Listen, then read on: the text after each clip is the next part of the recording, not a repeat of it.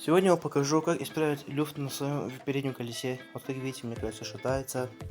Я хочу исправить его. Откручиваем гайки. Вот теперь с этой стороны. Вот это самая важная штучка, пацаны. Советую его не снимать.